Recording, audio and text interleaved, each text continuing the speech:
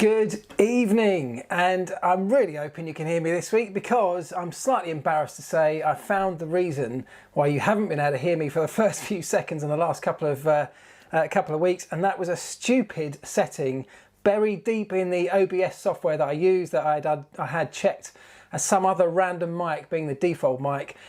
Anyway, I won't bore you with it. We are back, and hopefully you can hear and see me okay. And here we are. So thank you very much for joining once again. Hello to everybody. I've been interacting with a few of you already on the chat before we went live, but loads of people from all over the world, as always. I really love it. Lots of people coming from Tipperary. That was John Jedison. Rick Bursley from Labrador City in Canada. I'm rocking the Canadian Dreamer t-shirt tonight, so big up the Canadian Massive. Hello, yes, we got sound, yes, I know, thank you very much. Hello everybody, somebody from Brussels there, XR Badowski. Sunny Bromley in southeast London says Tevye Western. That's exactly where I was born, Bromley in southeast London. There we go. Hello from West Yorkshire in the UK, Germany. People from all over the world, and I love it. Michigan, USA, Australia, Adrian Breccaroli. In Australia, goodness me, what time is it down there? But thank you for joining everybody, wherever you are, from all over the world. It's amazing that people, all with the same passion for Formula One, come together here on this channel, and I genuinely love it. We are going to start tonight off. There's loads of questions that have come in. We're going to start it off, as you'll have seen from the title of the video, talking about the ways that we might be able to spice up the second race of a double header at the same venue. So we now know that we're not going to get reverse grid races. Something that I thought was a pretty good idea.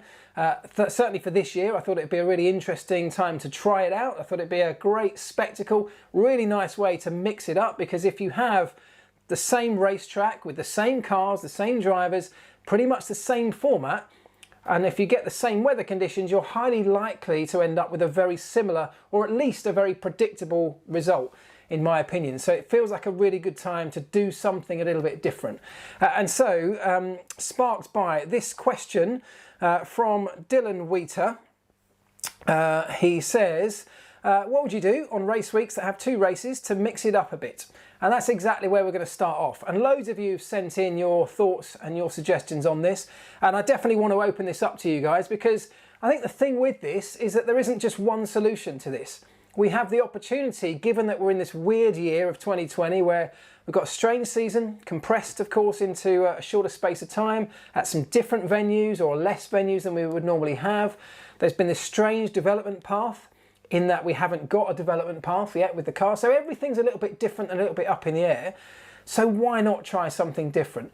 And if we don't do anything different, as I say, we'll probably end up with a very predictable second race where, from a TV viewer's perspective, from a broadcaster's perspective, they will not get the same return on their investment. They will not get the same traction with a race that has exactly the same format and conditions that they had one in the same place 7 days earlier. So what could we do? My first thoughts would be things like tyres is an easy one that we have there that we can mix up. So maybe we could change up some of the tyre rules. Maybe we could abolish the idea of having to use both compounds on the Grand Prix on the Sunday. That would certainly open up a number of different strategy options for the teams. It would also open up some different options over the rest of the weekend, because if they're saving, for example, more of the prime tyre or more of the option tyre for the race, they're going to use less of that tyre in the other parts of the weekend. So there's definitely different strategic options there which could throw up a different result. There's the alternate idea of mandating more than one pit stop. Maybe the idea of mandating the use of all three tyre compounds over a Grand Prix weekend. And they might sound like crazy, wacky ideas, some of these, but my thought process on this is why not? Why not in 2020 do this only at these rare occasions when we've got two races at the same venue 2 weeks apart? That's not going to be many occasions this year. Don't see this as something that will transform the championship. So of course I want to see some of your ideas, and already I can see sprinklers from Alpha Mates. Sprinklers is a great idea. One thing that we always know mixes up or certainly makes a race unpredictable is the weather. And there are a couple of tracks, well certainly we know that Paul Ricard, although we're not going there, that is a circuit that has an inbuilt sprinkler system, but it surely can't be too difficult to implement something if we really wanted to. Maybe not now for Austria, given the short notice we have, although I suspect it's still possible. But we could do something around that where we suddenly wet the track for the second event. I'm not talking about turning the sprinklers on halfway through the race, but we could engineer a wet race, couldn't we, for the second weekend, or wet qualifying or something, just to mix things up. So that sounds crazy. I'm not saying that's a terrible idea. Josh Bailey says return of refueling for second race to mix up strategy. Well, Josh, that's not possible for the very simple fact of we don't have any of the equipment to do that. The cars are not capable of doing it. They don't have refueling mechanisms, certainly not the fast flow refueling mechanism that you'd need in a race, and we don't carry that kit anymore. They don't even have that kit anymore. One-shot quali format would certainly mix up the grid, says Mikael Botta. That is the other thing we could do. We could mix up qualifying, and this is what the reverse grid sprint race was all about, wasn't it? It was about trying to mix up the grid for the second weekend. Perhaps put people in a different order than they otherwise might be, just purely down to performance. And so there are loads of things you could do with qualifying. You could go for one-shot quali. You could introduce some kind of knockout qualifying. There's all sorts of things you could do, and they all have their pros and cons, their merits and negatives to them. I think the solution to all of this is to find the simplest way about going about it. And that's why I'm sort of leaning towards something with tyres that the teams already have, the Pirelli have already got a supply of, and assuming they can supply enough of them, maybe we could tweak those rules. Will Bennett says flip the top 8 or 6. So the top 8 or 6 in the grid could reverse like they do in F2. That's another possibility, but something that we've already had pretty much poo-pooed by some of the big teams. And the problem we've got right now is that given we've got short notice, at this late stage in the game, we need absolute unanimous agreement from all teams to be able to make a change, a significant change like this, to the sporting regs to enhance the show. And that's why we had everybody apart from Mercedes and then Racing Point joining them in opposing this reverse grid sprint race idea. So it was very close to happening, but unless all teams agree, we are not going to get that through. Perrine Williams says, tyres that finished the previous race are your qualifying tyres. That's a tricky one. I mean, it's not out of the question. However, of course, you don't know what state those tyres are going to be in. Now, I think you'll find it very hard to get the teams to agree to using that system, because what do you do in a race? You don't know what you're going to have to do in the race in terms of having to push or how much of a fight you're going to be in, and therefore how knackered your tyres will be at the end of that. If you're leading the race, if you're Lewis Hamilton and you're walking away with the race in a Mercedes, you can afford to back off and cruise and coax your tyres to the end if you know you've got to qualify them the next weekend. But for the rest of the grid that are in a fight for positions, well, they may not be able to do that. So I think that's a bit of a long shot, that one. Let's see. At least Silverstone could run the second race on the old layout, couldn't it? Not sure the Red Bull Ring has a second approved layout though, says Cedric Franson. Now that's something that I would have loved to have seen. I think lots of people would have done, is actually to use a different layout. Bear in mind, we've got at the moment very few races that are holding back-to-back events. Silverstone, Austria, and then probably Bahrain later in the year as well. Now, certainly Silverstone and Bahrain have alternate layouts. They're not yet FIA approved for Formula One Grand Prix, but that doesn't mean they couldn't be, because they've never had an application for that circuit layout for an F1 Grand Prix weekend. So it doesn't mean it couldn't happen. I think that's a really good shout, and I'd love to see it. Austria, I don't know. I think maybe it's short notice, and I actually don't think they have the capability for a second layout anyway. So perhaps it wouldn't work there. But why not? When we talk about experimenting in 2020, those are the kind of things I'd love to see. We may not get another chance to try experiments like this. Now, when I just mentioned there about the teams having to agree on whatever rule changes we make in this sense, as I've done most weeks, I have put a poll on Twitter. Not on Twitter, on YouTube. I put a poll on Twitter, on YouTube earlier, asking that very question. Do you think the teams would be able to agree on another solution, on an experimental solution for this kind of thing? Or, given that they're Formula One teams, are they just too self-obsessed with their own agendas? Let's have a little look at what the result of that was. There you go. Overwhelmingly, people say that Formula One teams would, because they are too focused on their own agendas. 77%, 13% say yes, they should see the bigger picture and it'll make it interesting for fans. 11% saying we are not sure. So 77% of you think there's no way that Formula One teams will be able to come to an agreement on this kind of thing, because if it doesn't suit them, why would they vote for it? And that's exactly what happened with Mercedes. And even Toto Wolff was open enough to admit it. He didn't admit it to the public, but he admitted it in the meeting to Ross Brawn, who then made that public. And what he said was, why would I vote for something in terms of these reverse grid sprint races where I've got the fastest car? I've got the ability to be at the front every weekend, pretty much, if I do a good job. Why would I vote for something that's going to put me at the back? Now, you can absolutely see his position, can't you? Why would he do that? That would seem like suicide in terms of sporting competition.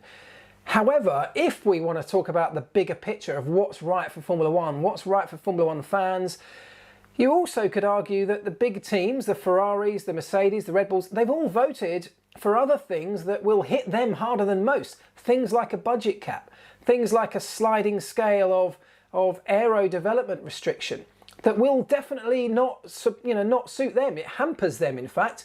In fact, it gives an advantage to everybody that's not the lead team. But yet they voted for that. So I think, yes, we've got occasion when they are seeing the bigger picture, given that we're in uncertain times right now, difficult, unprecedented times. They have to do what's right for Formula One. I thought it was a shame that Toto couldn't agree to something like the reverse grid races, but 77% of you kind of don't think they ever will. Let me see. Too slow and you may up end at the back of the grid, says Chris A. Well, this is the thing with this kind of thing. Of course, if you mix up the quali format, for example, you have a kind of a whole different dynamic, a whole different strategy that comes into play. And I'm not talking about people going slowly in qualifying if it's a reverse grid to find a way to the front. You'd have to mitigate against that with rules. But, you know, if we had faster cars starting at the back of the grid, it could provide a great spectacle. I don't buy the safety argument. I think that can easily be dealt with. I think also if we did that, we'd have to do away with blue flags that I saw other people talking about as well. But I definitely thought it was a really good solution. Anyway, that was the subject. That was the title of the video, something that I thought was an interesting talking point. And some of you have got some really interesting ideas. Loads of these ideas are feasible and could provide some spectacular racing or spectacular events. There's not even any reason we have to do the same idea on each of these 3 or more back-to-back weekends that we might have this year. There's nothing to stop us trying something different at each one of them. It's an experiment, so why not? Will Bennett says there needs to be something different because the race will end up the same on both weekends. Well, the race might not actually end up with exactly the same result.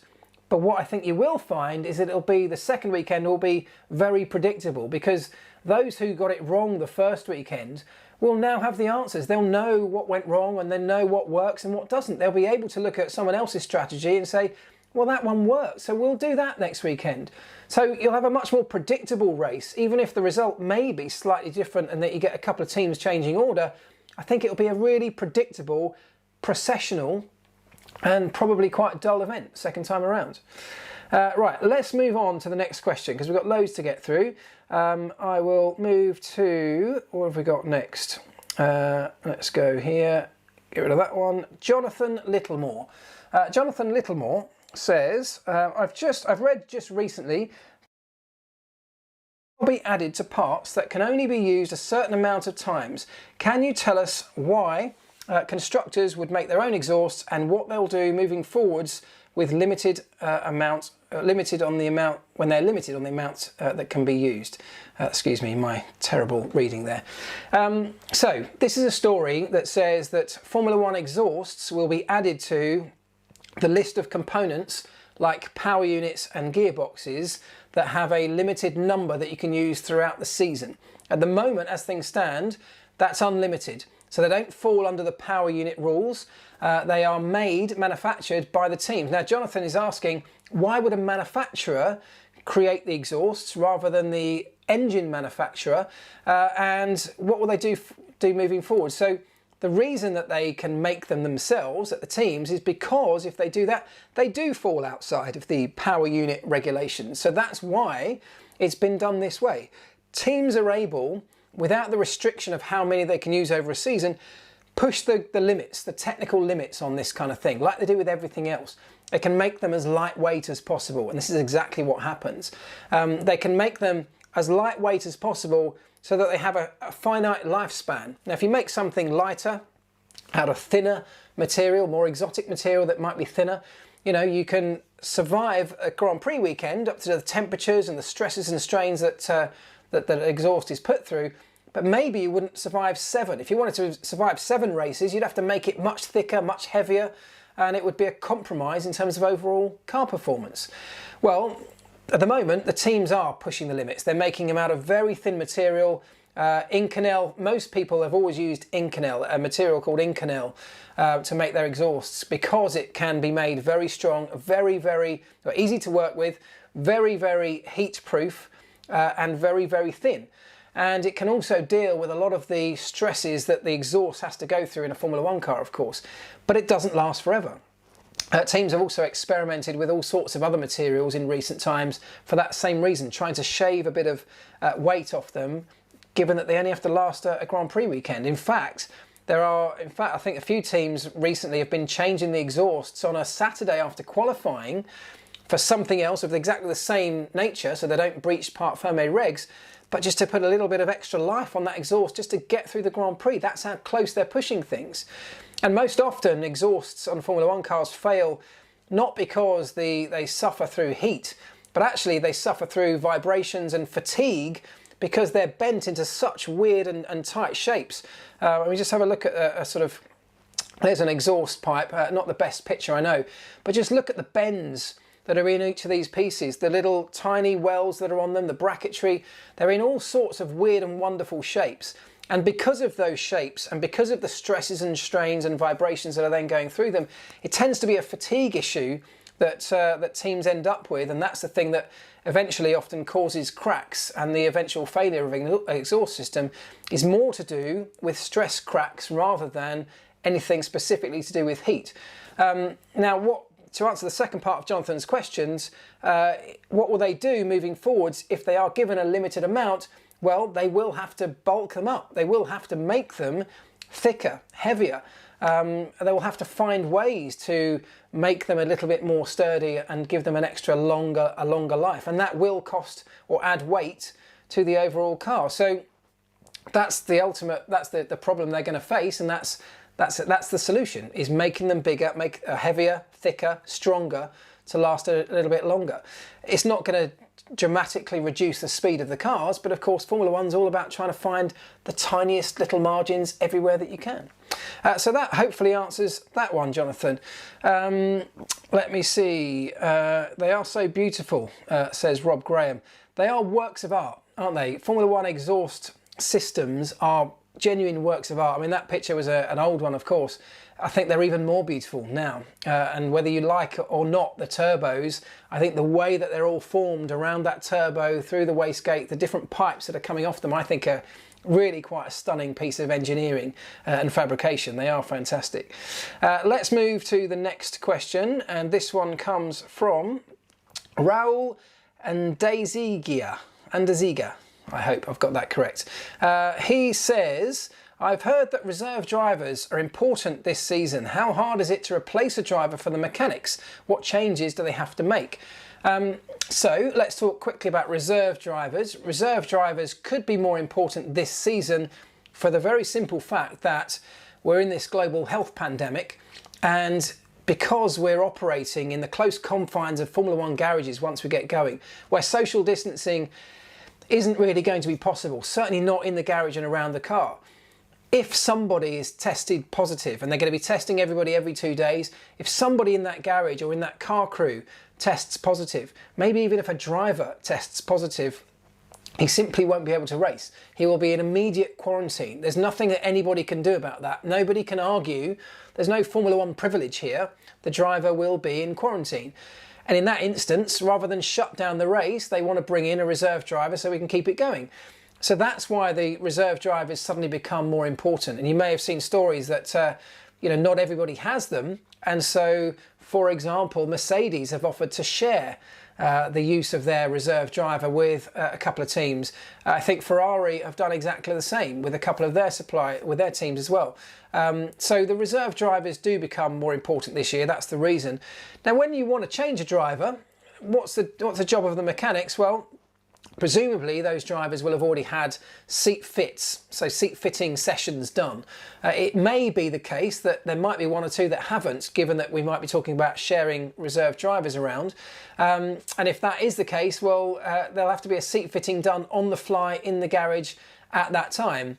Seat fitting consists of making a seat, and sometimes in a quick version of that will be the foam seat. You may have seen my video on making a seat where I went into real depth and followed along with the process. Fascinating process. Maybe check it out if you haven't seen it already. But they would make a temporary seat for that driver out of expanding foam. They will then go through the process of changing belts or deciding which belts suit that driver, which pedal setup. It may be that they can adapt the driver's setup that was already in that car. It may be that the driver's a completely different height and shape and will need something bespoke making. So whatever it takes, the mechanics and the team will have to adapt their setup to accommodate that driver. So some are much easier than others. I mean, if you're going from a Lewis Hamilton to an Alex Wurz, that's a difficult change because one's not that tall and the other's a giant. Whereas others can adapt and can cope with whatever's in the car already with a few tweaks to belt adjustments and that kind of thing. So it varies depending on who it is.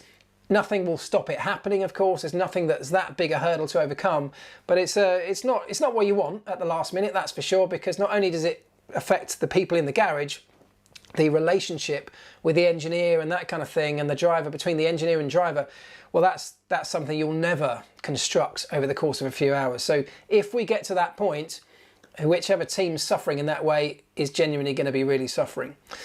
Let's move on to the next one. Yes, Stoffel and Gutierrez are Merc reserves, Jack Milburn says. That is correct. Yeah, he's going to be shared. Stoffel and Gutierrez are Mercedes reserves, but they will be shared between McLaren and Racing Point, I think, if they are needed. I'm pretty sure that Ferrari are doing something similar. So we could see a case where Antonio Giovinazzi, currently in the Alfa, who's also down as a reserve at Ferrari, could end up in the Ferrari. I think I'm right in saying that. Red Bull will equally share their reserve drivers, Sebastian Buemi, and I can't remember the other one. Perhaps you can tell me, with of course Toro Rosso, AlphaTauri. Right, let's see. How about this? All the teams do a Daniel Abt and they get a sim racer to drive for race 2. Gutsy hero. Any female reserve drivers this year? Not test or development drivers, says Chris A. Don't think we've got any actual named reserve drivers that are females. I think it is just the test and development drivers at Williams and Alfa that are females. I don't think, as far as I'm aware, that they're down as official reserves. Right, next question comes from Oscar Shen, who says, we know the chassis will remain unchanged between 2020 and 2021, but which part counts as chassis? To my previous understanding, anything other than powertrain is chassis, but that's obviously not true now. So what exactly can't teams change? So this is talking about the freeze on parts between 20 and 21, so this year and next. We're going to be carrying over this year's cars, the majority of this year's cars, to race in 2021. I think most people know that. But there are some rules around what that consists of, which bits are frozen, which bits are open for development. It's still being finalised and fine-tuned in discussions at the moment. But essentially, the rules as they stand, or the proposal as it stands, is the chassis. And Oscar, when we talk about the chassis in Formula 1 terms, we talk about the survival cell, so the cockpit. That's the bit the driver sits in and the bit that the front suspension is bolted to. The engine is bolted hard onto the back of the chassis. So it's that monocoque or survival cell that the driver sits in is what we would call the chassis. Lots of people talk about the chassis as in the whole car apart from the engine. You're absolutely right, but that's not how we would term it. So the chassis or the monocoque, that's frozen for next year. The gearbox is also frozen. Much of the suspension and a lot of the components around the suspension frozen as well. The engine has very limited upgrade capability, so there's a token system which is being introduced to allow teams to make certain and very, very limited changes to certain components. McLaren, of course, are changing their engine supplier, yet have to keep the same chassis. So they will be allowed to make certain modifications, but that's going to be in very strict, coordinated very strictly with the FIA to make sure they're not gaining anything else. We know that, Rob Graham, floors change. Yeah, we know floors are changing, of course. It'll have that trim that I talked about in a video the other day. And so there are going to be a number of aero development. Aero surfaces are all open for development. So that development race will continue over the course of this year. It's the main bulk components that, that perhaps most of which we don't see, which are going to be the ones that are going to be frozen to try and save money. That's the idea behind it. So I hope that is covered. Jean Videz says, when's the aero screen coming on the cars? Do you know, I'm not sure, and I'm not sure it will be. Formula One assessed the aero screen together with the halo before introducing the halo, and I don't think anyone has a problem with the halo anymore, or not many people. It was a big talking point when it was first introduced, but is it a big talking point now? Personally, I don't think it is. I don't think it's an issue at all. I don't know enough about the aero screen. It was obviously run in IndyCar's opener this weekend. A lot of people prefer the look, but lots don't. So unless there's a really good reason to introduce that in place of the halo, I can't see that that's going to happen. I think we've got a decent solution with the halo, as decent as it can be, given the job that it's doing. And I think we'll end up sticking with it. Raul, and thanks for the response, but you killed my name, says Raul Ndeiziga. Is that better? Sorry, man. I tried my best. Guzzy Hero says, I think the halo's fine. The IndyCar screen makes the cars look ungainly. Yet Perrin Williams says IndyCars look cool. So there's a massive split on that one, which is why I don't think we'll get a change unless there's a really valid reason for it to make that change. Still hate the halo, says Rob Graham. I mean, look, I think we'd all rather it wasn't there, but I think from an aesthetic point of view, but from the job that it's doing in safety, no, I don't think we can argue too much with it. Right, let's move on. Next question comes from Leave a Space, who says, hi Mark, how much cars and tech will suffer due to the presumably less amount of money that we spent on R&D? Or is a lot of the budget spent on minuscule gains? Great channel, really appreciate you putting the time into it. Well, thank you very much. I appreciate you watching and taking the time to make a comment as well. I don't think the advancement of cars is going to suffer, in all honesty, because if a Formula One team thinks of an idea, finds an idea that will make their car go quicker, or even if they think there's a possibility of an idea that might make the car go quicker, they will put money into it. And that will mean taking money away from some of the other things. And that might mean cutting back on something else in the whole budget plan of their Formula One team, because development on the cars, performance, is what is all about. And generally it tends to be aero is the biggest area of budget R&D that's always spent. That's why this sliding scale of wind tunnel and CFD limitations is actually quite it's a really nice way to address this problem, because lots of people have said, if you're at the back of the grid and you suddenly get a load more development time, is that not going to hit your budget? Well, in a way it might, but actually the reality is that with all teams, that's where they want to put their money. And so if they've got the opportunity to spend more time and money on aero development, they will do. They won't be limited by finance, even under the budget cap. They'll be limited by the amount of time they're allowed to spend in a wind tunnel and on their CFD programs. So if you open up that restriction, they will put more money into that and take it away from somewhere else, in most cases, I would say. So I don't see that we're going to suddenly get a drop or even gradually get a major drop in how the cars are developed and the advancement of technology. I just think it may end up being focused on some smaller, more sort of pinpointed areas like aero, for example. And on that subject, I'd love to see that opened up. I'd love to see other areas outside of aero become a focus for development, but maybe we'll get that at some point in the future. Let's see. Jack Milburn, gotta risk it for the biscuit. Absolutely. New barge board idea, no more donuts. Okay, so yeah, look, I think that teams are going to take a couple of years to work out the best way to balance their budgets against performance of the car. But you know, simulation tools are so advanced now that they don't waste time like they used to in trying or experimenting on a lot of ideas, because artificial intelligence now in a lot of cases is selecting the best ideas from the drawing office and putting the development only into those. Whereas in the past you might have had to go down at least some way down a development path with a number of technical ideas to find out which ones would offer the best potential.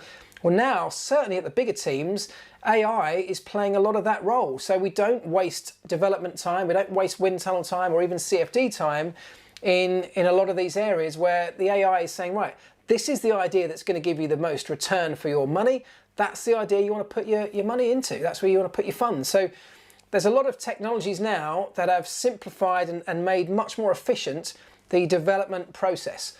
So that's why I don't think we're going to struggle too much with the advancement of cars. Jean Cartier says, will relationship between McLaren and Renault sour just like Red Bull in 2018? There's an interesting one.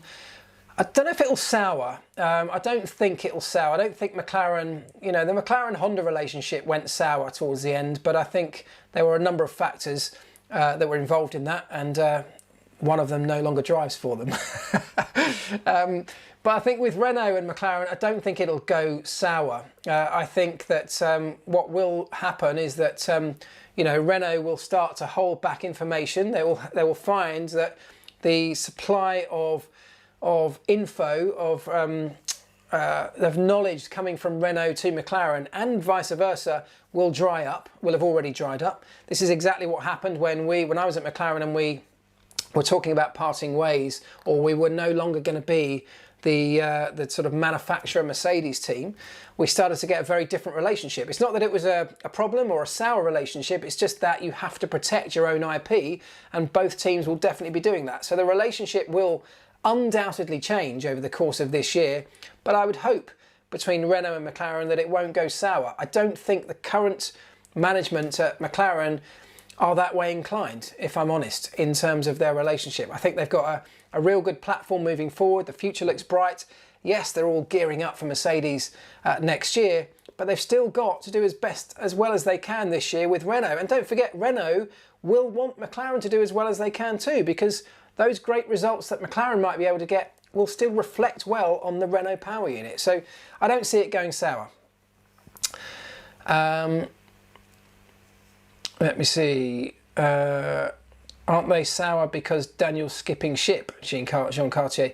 I don't think so. I don't think it. I think you know, Renault have got an issue with Daniel. Clearly, if you read between the lines of that press release, he caught them out. I think they were the ones that were caught out in this whole driver moving around. But I don't think between the two teams it should go wrong. It's not McLaren's fault that Daniel's gone to McLaren. Yeah, Renault's a much better engine than it was. I don't think it will sour, says Alex Cooper. Yeah, look, it's not a bad engine. I think McLaren will definitely see a step up when they take the Mercedes, of course, even if it might take a little amount of time to integrate that properly in the chassis. Don't forget, McLaren are having to integrate that Mercedes power unit into a chassis that was undoubtedly designed with the Renault in mind. And that's in terms of its packaging, in terms of the aero around that. And you may well find there's a compromise that McLaren have to go through next year to accommodate that. But I think if in the longer term, it'll be a compromise that's worth taking.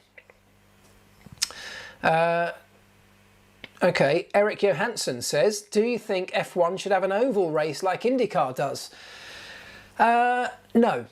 And the reason that I say that, and not that oval racing can't be spectacular, because it definitely can be. And I'm not one of these that says it's boring because they're only turning left all the time. I don't buy that at all. I think there's a real fine strategy to racing on IndyCar. I think it's something that's, let me just turn that off. I think it's something that's can be really interesting to watch and get behind. But I think it's a whole different ball game, a whole different type of car, really. And even if you look at the IndyCar teams, they make a car for the ovals and a car for the road. I can't see Formula One, particularly given the situation we're in now, saying, right, come on guys, you've got to go and build a completely different type of car, probably with a different set of engineers to operate on those circuits. I just can't see it. I think it's something that's brilliant, works well in IndyCar because they've always done it, but I think Formula One has always been about our traditional circuits, left, right, twisty turns, a bit more interest in terms of the layout of the circuit is what we like to see. And I think I can't see Formula One having a need or a desire to step away from that. Better circuits would be great, but I don't think ovals are the way forward for F1. Rob Graham, no ovals, please. Look, you can get some fantastic racing. Believe me, I've seen some brilliant oval races, but I just think it's something so different. It's like saying, can we take a Formula One car to a rally track and develop it? You know, all right, might be quite good fun, but it's just not F1, that's rallying. Oval racing, well, that's American IndyCar racing. So I think there's a difference between the two, and we should stick with what we've got for Formula One and try and develop that into a better product. Not after the 2005 US Grand Prix, says Foxhill. Okay, right, let me see if I've got any more questions. I think I have, and if not, you guys can ask something or anything you like. Let me just see, I think I've got one here. Oh, here we go. Youssef says, your favourite 3 races from any year. Well, actually, for me, this is quite easy, and this is speaking very sort of personally, so this is just from my perspective, and maybe you guys can shout me your favourite 3 races of all time. I'm going to go on a personal level, Brazil 2008, for obvious reasons, amazing race. I'm going to say Japan 2005, if you remember that one, where Kimi won, starting 17th and overtaking Fisichella on the final lap of the race. Unbelievable day. Sparked a 3-day drinking bender between Japan and Shanghai that I only remember a little bit of, but was great fun. And then the other one was probably Malaysia 2003, which was both Kimi's first win and our first win as a crew with Kimi, and that was a very special day as well for us. But I guess Canada, that epic race that Jensen won in Canada that lasted for something like 7 hours is another fantastic one. I mean, there have been some amazing Grand Prix, haven't there? Even if you go back, there's that race at that wet race at Donington, the one they bring out every time you want to talk about Ayrton Senna. Unbelievable. Spa 04 says Evil Pingu 78. Brazil 03, yeah, Brazil 03 was the one that we had that weird situation where, I mean, we got given the trophy and then had to hand it back at the following race. That was a very strange situation to be in as well. Japan 96, says Neil Roberts. Yeah, that was, in fact, yes, before my time, of course, but that was a very special race. Very cool. Spa 05, yeah. Silverstone 04. I'm trying to remember that one. I'm not sure I can remember that one. Australia 17, because I was there, says Perrine Williams. Well, that's the thing. These races all have different meanings for different people. And what makes one race special for somebody, of course, you're all looking for great action on track. But, you know, if your driver won through adversity, the guy that you support, if he came from the back to win, well, that may well be one of the best races. And that's what makes Formula One just so amazing, is that it's not just about the results. It's not just about who wins. It's not just about who takes the podium. You know, Formula One has so many facets to it. It's a human sport, both in terms of those competing in it, but also the millions of fans watching have so much passion for it. And that's why I'm so into it. That's why I love it so much. You've all got your own stories. When I did a video recently about the Brazil 2008, where Lewis won, of course, on that, the final corner, the final lap, that one. So many of you sent me comments in the comment section of that particular video talking about your experience and where you were when that race unfolded, and what it meant to you, what your emotions were on the day. And it was amazing reading through the different perspectives that everybody has, whether you were a Massa fan or a Lewis fan or Ferrari fan, McLaren fan, or a Toyota fan, Timo Glock fan. You know, there were so many sides to that story, which is what makes it just brilliant. Singapore 2010, says Frederick W. Hansen. Singapore 2019, because Vettel won. There you go, Nick Fraze. Monza 2018, my first race in person, says Jammy360. Lewis from third, getting past both Ferraris. Exactly what I'm talking about. You've all got a story, which I love. My favourite race is Silverstone 1950, says Josh Smith. Well, do you know what, Josh? That feels like a perfect way to end this evening's show. 1950 at Silverstone, 70 years ago, where it all began. This thing that we've all grown to be loopy about all started way back then. And how different was it? You know, somebody showed me a video recently of the opening of footage from that first day. And, you know, these were cars that were coming out of post-war, that some of those cars had been built years earlier, but hadn't turned a wheel because of the war and only got dragged out to take part in that Silverstone Grand Prix. People by the sides of the racetrack, pits, you know, the guys in the pits literally lining up on the edge of the track. I mean, it was just amazing. And the old footage is so good to watch and to see where it's come from all of these years further forward. And the second race at Silverstone, by the way, is going to be called the 70th Anniversary Grand Prix rather than just the British Grand Prix. And I think even though there won't be fans in attendance, you know, there will be some very special things to mark that weekend. I'm going to try and do something extra cool on the channel for that particular weekend. I don't know what it will be yet, but, you know, any suggestions welcome. But I think, you know, we've got a sport that we all love, that we all care about, we're all passionate about. We're going through some huge change right now, and to get the input that fans are giving right now, and to see that Formula One in some ways are listening to the way that fans are interacting, is a really good place that we've all come to. So thank you very much for all of your support on here.